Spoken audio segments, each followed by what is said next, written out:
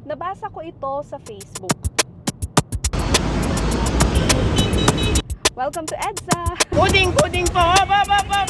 Kung sa tingin nyo nakakagalit ang traffic sa EDSA, imagine 14 years of martial law, human rights abuses, economic woes, and the list goes on. Let's not sugarcoat history. Myth number 1, EDSA was a bloodless revolution. Nope, may dumanak na dugo, may mga nasaktan.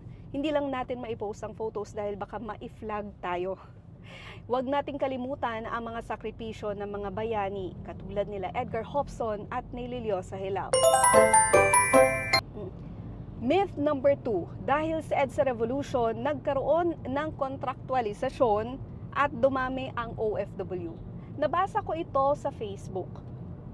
Dahil kung ibabase ito sa Labor Code ng 1974 na pinirmahan ng diktador at dating Pangulo na si Ferdinand Marcos, ay nagkaroon na o pinayagan ang kontraktualisasyon 1974 pa lang, bago pa ang EDSA Revolution.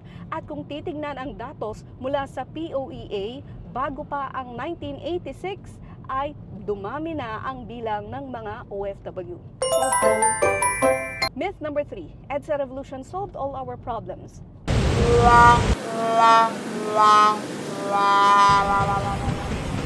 Well, definitely not. Not the traffic here on EDSA. So, hindi siya yung magic one na bigla na lang masosolve ang lahat ng ating problema.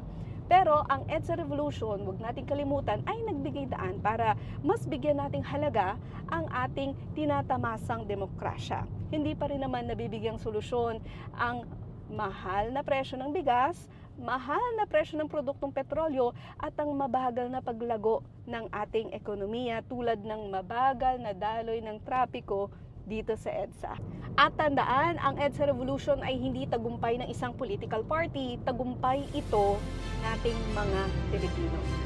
Don't forget to share and fact check online. Ingat kayo sa biyahe!